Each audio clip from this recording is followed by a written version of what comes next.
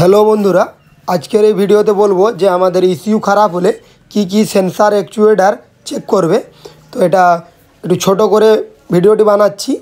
তো এই যে আমাদের ইসিইউ খারাপ হলে কিভাবে চেক করবে, এ দেখো ইসিইউ এটা যদি খারাপ হয় তাহলে কি চেক করবে। এই যে এখানে যে তার আছে এটা 44টা তারের ইসিইউ। এ দেখো এটা ইসিইউটা 44 তার আছে। এটা যে তার আসছে এটা ম্যাগনেট কয়েলের থেকে তার আসছে। এসিজি কন্ট্রোলার এর পুরো নাম হচ্ছে অল্টারনেটিভ কারেন্ট জেনারেটর।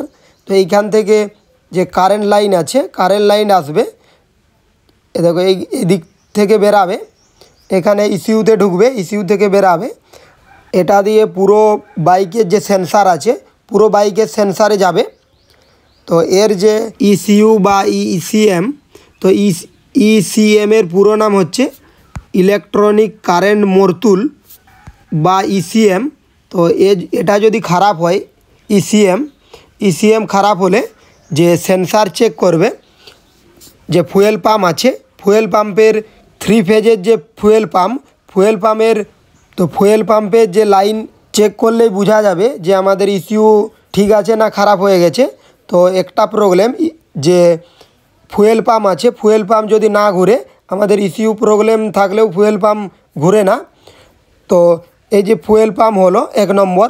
2 নম্বর হচ্ছে যে ইওটি সেন্সারের পুরো নাম হচ্ছে ইঞ্জিন অয়েল টেম্পারেচার সেন্সার।